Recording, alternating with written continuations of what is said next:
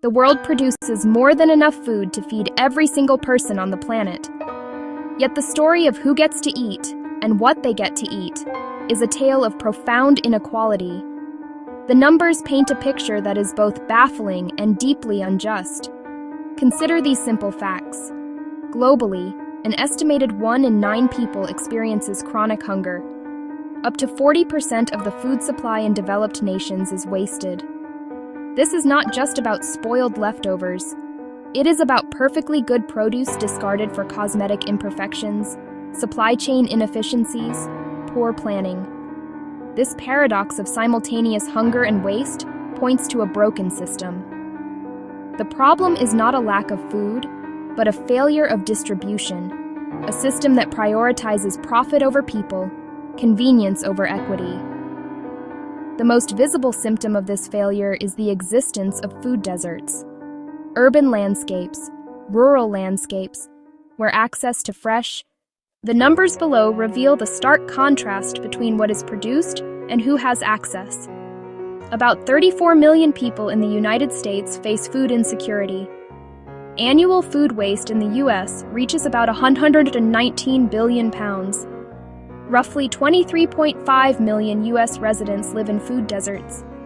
These figures are families making impossible choices, children growing up without needed nutrients, and communities locked in cycles of poor health and economic disadvantage. This essay explores the deep causes of inequitable distribution and illuminates practical, proven solutions already creating change. We will investigate how communities can reclaim their food systems, build resilience, and ensure everyone, regardless of zip code or income, has the right to good food. A journey from understanding the problem to building a more just, nourishing future for all. Food is more than a commodity. It is a fundamental human right. An inclusive and equitable food system is designed to uphold that right. The term food desert conjures an image of a barren landscape, and in many ways, that is precisely what it is, a nutritional wasteland. Officially, a food desert is defined by the USDA as a low-income census tract, where a substantial number of residents have low access to a supermarket or large grocery store. But this clinical definition barely scratches the surface of the lived reality for millions of people. It is not just about the physical distance to a store, although that is a critical barrier. For someone without a car, a 2-mile trip to the nearest grocer can be an insurmountable obstacle, especially if they are elderly, or have a disability, or are juggling young children and multiple jobs. Public transportation routes often fail to connect residential areas with grocery stores efficiently, turning a simple shopping trip into an all-day ordeal. Beyond the challenge of distance, the economic landscape of a food desert is equally harsh. In these areas, the options are typically limited to convenience stores, fast food restaurants, gas stations. These establishments primarily stock processed, pre-packaged foods, high in calories, high in sugar, high in fat, high in sodium, but devastatingly low in essential nutrients. Fresh fruits, vegetables, whole grains, and lean proteins are either absent or priced at a premium, an unaffordable luxury. The existence of food deserts and widespread food insecurity is not a simple problem of logistics. It is the outcome of a complex web, policy, economics, social structures. One of the most significant drivers is the economic reality of poverty. When a family is struggling, pay rent, utilities. The food budget is often the first and only flexible expense. This forces a choice between buying enough calories to feel full and buying nutritious food that supports long-term health. In this equation, inexpensive, calorie-dense processed foods almost always win out. Fresh produce is often more expensive, creating a direct link between income inequality and nutritional deficits. Institutional policies and government actions have also shaped this unjust food landscape. Agricultural subsidies have historically favored large-scale commodity crops, corn, soy, the base of many cheap processed foods. Fruits and vegetables from smaller farms receive far less support. Zoning laws and a lack of incentives discourage grocery stores from opening in low-income neighborhoods, while fast food outlets proliferate. Infrastructure, or the lack thereof, is another critical piece. A centralized supply chain moves massive quantities to suburban megastores, but is remarkably inefficient at serving smaller, localized markets. Small farmers often lack distribution networks. Communities lack cold storage and processing facilities. Fresh, locally grown food can rot in a field just 100 miles away from people who need it. Finally, we cannot ignore the role of systemic social and racial bias. Food deserts are disproportionately located in communities of color. This is the legacy of decades of discriminatory housing policies, redlining, economic marginalization. Market analyses often reflect these historical biases, perpetuating a cycle of disinvestment. Access to healthy food is a profound issue of racial and social justice, demanding solutions that address these deep-seated inequities. It is really that deep. A system built on dignity, choice, and justice. This could mean a mobile market in an elderly neighborhood, subsidies for fresh produce for low-income families, or supporting local farmers squeezed out by industrial agriculture. Inclusivity means every person, regardless of income, race, location, or ability, is considered and served. Equity means giving people what they need to thrive, built on dignity, choice, and justice. Yeah, that is the core idea we need to hold on to. In the face of such systemic challenges, it is easy to feel overwhelmed. Across the country and around the world, communities are refusing to accept the status quo. They are developing innovative, practical, and effective solutions. One of the most powerful models is the creation of local food hubs. These hubs act as central points for aggregation and distribution, collecting produce from small and mid-sized local farmers and connecting them with institutional buyers. Schools, hospitals, restaurants, as well as with consumers in underserved areas. By creating a bridge between local supply and local demand, food hubs cut transportation costs, provide farmers with a reliable market, and channel fresh, healthy food directly into the communities that need it most. Another highly effective strategy is the mobile market. Recognizing that not everyone can get to a grocery store, stores on wheels, buses, or trucks with refrigeration and shelving travel to community centers, apartment complexes, and senior housing. They offer fresh fruits, vegetables, dairy, and staples at affordable prices, and accept SNAP, ensuring accessibility and dignity. Food rescue programs tackle food waste head-on, partnering with stores, wholesalers, restaurants, and farms to intercept perfectly edible food, which is sorted and redistributed to pantries, soup kitchens, and shelters, turning waste into sustenance and reducing emissions. For years, Baldwin Hills in South Los Angeles was a textbook example of a food desert. Despite being a vibrant, predominantly African-American neighborhood, access to fresh food was limited. Fast food and liquor stores dominated, while the nearest supermarket was miles away. The journey was difficult for many relying on public transit, and health consequences were stark. Diabetes, heart disease, obesity, higher than in affluent areas. The turning point came from the community itself, residents, activists, and health advocates with a vision. They founded the Baldwin Hills Crenshaw Farmers Market, starting small but rooted in deep engagement. It reflected local culture, offered familiar produce, and became a festive weekly gathering. Accepting EBT and doubling nutrition benefits transformed it into an essential lifeline. Access improved, diets shifted, and minority small farmers found a stable, profitable outlet, strengthening the regional food economy.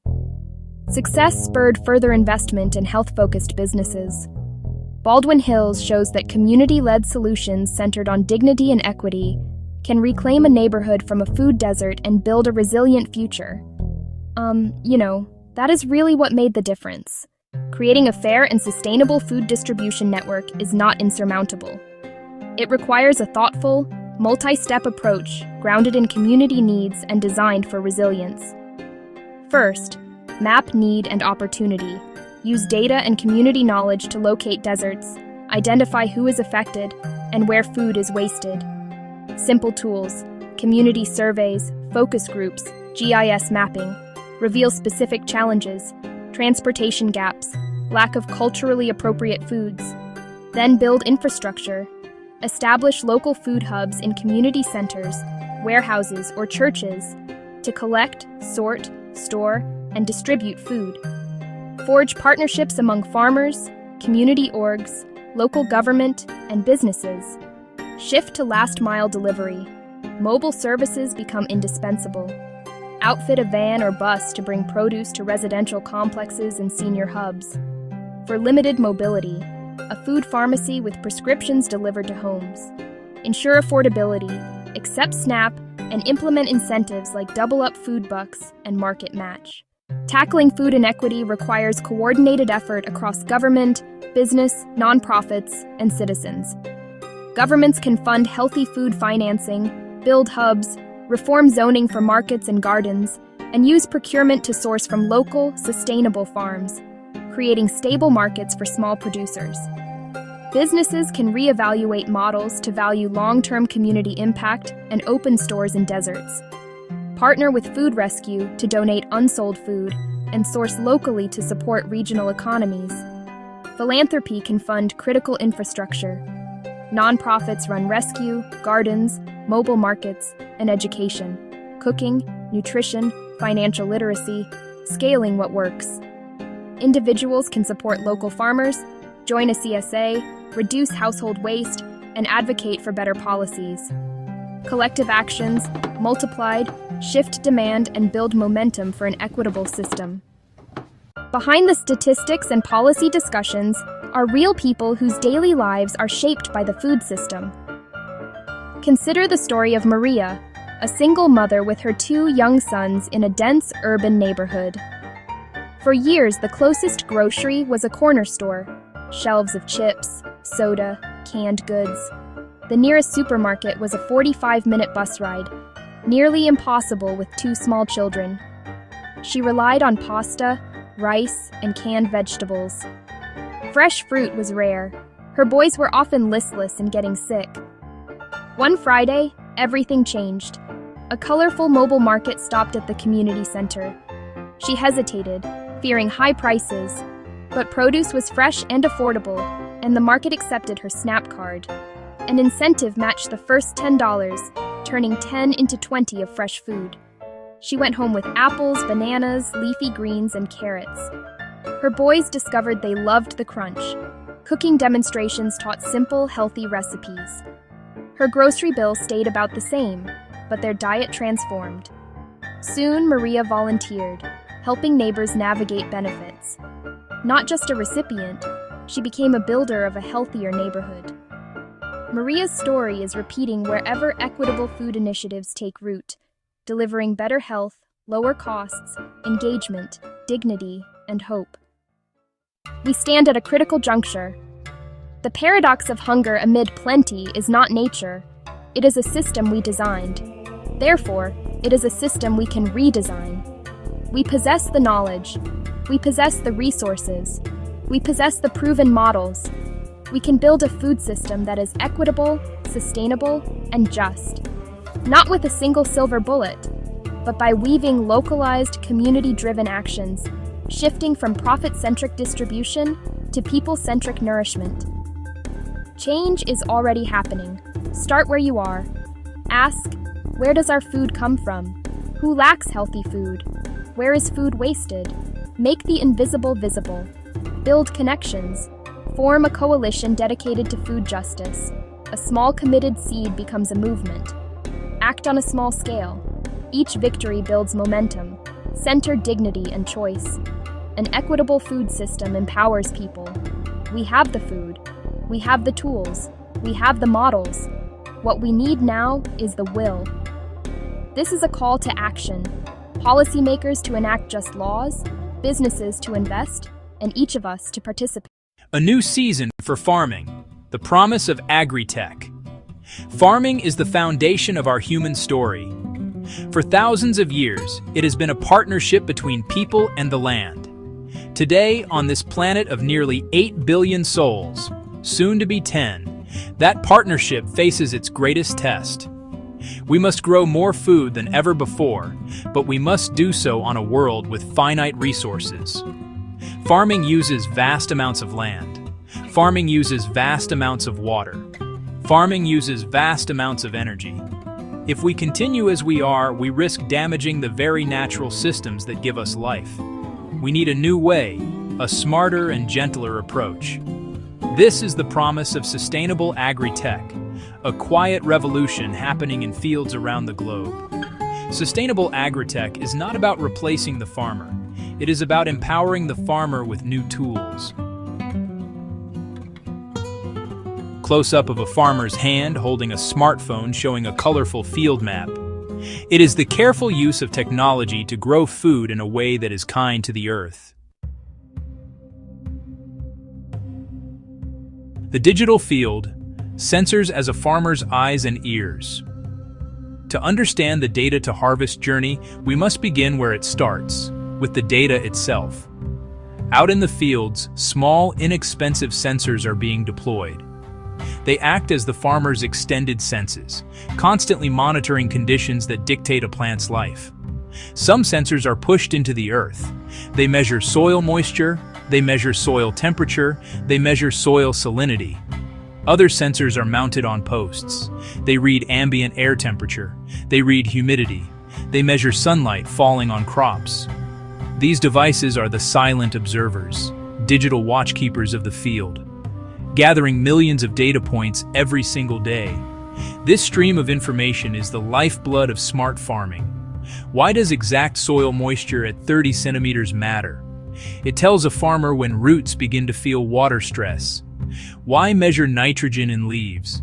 It reveals nutritional needs before a human eye sees a problem. Some advanced sensors can even listen for pest sound frequencies, alerting the farmer before an infestation spreads. This data is transmitted wirelessly, often to a simple app on a phone or tablet, turning a flood of numbers into clear, simple insights. A farmer can see their entire operation at a glance, data displayed as a colored map: green, healthy; red, problem. A farmer in India receives an alert. Sector 4 is dry. Irrigate 15 liters per plant tomorrow morning. A farmer in California gets a notification. Aphid activity detected. Northwest corner. Deploy beneficial insects. Not about overwhelming with info, but providing timely, actionable advice. It gives power to act proactively. Solve small problems before they become big. Make decisions based on evidence, not guesswork. From reactive to proactive management. More efficient and sustainable. Instead of walking fields for hours, a farmer gets a comprehensive health report in seconds. Saves enormous time and labor, vital for solo or small team farmers. Sensors become trusted partners in daily food growing. They provide deeper, intimate understanding of the land, allowing care and precision not possible for previous generations. The digital field is more responsive and more productive. More crop per drop. Smart water and soil stewardship. Water is life, and nowhere is this truer than in agriculture. Farming accounts for roughly 70% of all fresh water withdrawn globally. Increasing droughts and strained water supplies mean we must use water more wisely. Smart irrigation systems, guided by data from soil moisture sensors, can dramatically reduce water consumption. Flood irrigation wastes water. Sprinklers lose much to evaporation. Precision systems deliver water to the plant's root zone, only when needed. This technique is known as precision irrigation. The savings are truly remarkable. Studies show smart irrigation can cut water use by 30 to 50%, in some cases even more, without sacrificing yield. For a farmer, this means lower water bills and healthier, less stressed plants. For the environment, more water stays in rivers, lakes, and aquifers. Just as important as water is the soil it falls upon. Healthy soil is a living, breathing ecosystem. Minerals, organic matter, microorganisms. It is the foundation of our entire food system. Agri-tech tools help farmers become better stewards. Drones map fields in high detail. Satellites provide broad-scale imagery. Maps show variations in soil type, organic content, and nutrient levels. This enables precision agriculture and targeted actions across zones. Applying compost only where needed. Planting cover crops only where needed. This careful management builds and preserves soil health long-term. Avoiding unnecessary plowing protects soil structure. Avoiding tilling prevents erosion. Healthy soil acts like a sponge, holding water more effectively, further reducing irrigation needs. Soil also plays a crucial role in the climate. Healthy soils are a massive carbon sink, storing more than all the world's forests combined. Using technology for conservation, tillage, and soil improvement helps pull CO2 from the atmosphere. Farmers are making agriculture part of the climate solution. The smart seed and the precision planter. The journey to a sustainable harvest begins long before a seed is even in the ground. It starts with the seed itself. For centuries, humans have been selecting and breeding plants. Better taste, larger size. Today, modern science develops crop varieties naturally more resistant to common diseases and pests, reducing the need for chemical sprays. Seeds that thrive with less water, suitable for drier climates. This is not always about genetic modification. Much of it is advanced breeding, accelerating nature's own processes. However, having a smart seed is only half the battle. How and where it is planted is just as critical, guided by GPS and a detailed soil map. A modern planter places each seed at the perfect depth and spacing to thrive. In richer soil, seeds are placed closer together. In less fertile patches, spaced further apart to reduce competition. This ensures every plant has the best chance to reach full potential. Higher yields from the same land. By maximizing each seed, farmers grow more food without clearing more forests or grasslands, protecting biodiversity and wild habitats. Precision planting reduces waste of seeds, water, nutrients, and energy, improving profitability and lessening environmental impact. Smarter seeds, smarter planting methods, more food, more sustainably, from the land we have. When we think of farm machinery, we often picture large, heavy tractors that consume a great deal of diesel. While these machines are still workhorses, a new generation is emerging, smaller, smarter, and often robotic. Designed to carry out tasks with precision and gentleness, large equipment cannot match. Drones that monitor crops from the air, robots that can pick a ripe strawberry without bruising it, making farming safer, more efficient, and better for the environment. Drones can capture high-resolution images across hundreds of acres with cameras beyond the visible spectrum. They reveal stress, lack of water, or nutrient deficiency, long before it's visible to the human eye. Treat one patch with a targeted sprayer instead of spraying an entire field. Ground robots use cameras and machine learning to identify weeds and eliminate them with a tiny jet of herbicide or a mechanical hoe, drastically reducing total weed killer used. Smaller, often electric machines cause less soil compaction, reduce fossil fuel use, cut emissions and air pollution, and improve working conditions. The rise of robots isn't about replacing people, it's about a new farm team caring for the land more effectively. The data-to-harvest journey is a complete circle, connecting the sensors in the field to the food that arrives on our tables. The information gathered from the soil, the plants, and the air does not just stay with the farmer. It travels through the entire value chain, bringing new levels of efficiency and transparency. Data is sent to the cloud, analyzed by powerful software, translating raw numbers into clear recommendations for irrigation, fertilization, and when to harvest. Farmers and advisors use dashboards to schedule harvests, arrange transport, and share forecasts with supermarkets or processors, improving predictability of timing and quantity. Knowing exactly when crops are ready reduces spoilage from poor timing, storage, or miscommunication. Trucks route efficiently, warehouses rotate stock smartly. Farmers gain reliable markets and better prices. Logistics save fuel. Retailers offer fresher produce. Consumers enjoy higher quality, sometimes even tracing food back to its field. This data trail creates a transparent, efficient, and less wasteful path from the farm to our fork. We often envision expensive, complex systems designed for vast, industrial-scale farms. But to feed 10 billion sustainably, agri-tech must be accessible and affordable for everyone, especially smallholders who produce a large share of our food. Thankfully, technology is becoming simpler and cheaper. Low-cost sensors and widespread mobile phones enable small-scale, data-driven farming. Cooperatives can share drones and portable soil sensors. Trained technicians offer testing as a service, delivering reports via simple text or voice messages. Pay-as-you-go and rent-a-tech models open precision tools without high upfront costs, leveling the playing field. Technology is enabling food to be grown in new places, bringing farms closer to the people they feed.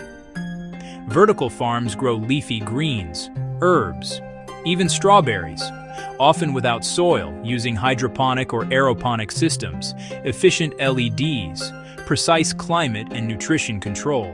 Closed-loop systems use up to 95% less water and need no pesticides, delivering year-round, ultra-fresh local produce with fewer food miles and lower emissions. The ultimate goal of sustainable agri-tech is not just to grow more food, but to do so in harmony with a healthy planet. When we look at the environmental balance sheet, the benefits are clear and compelling.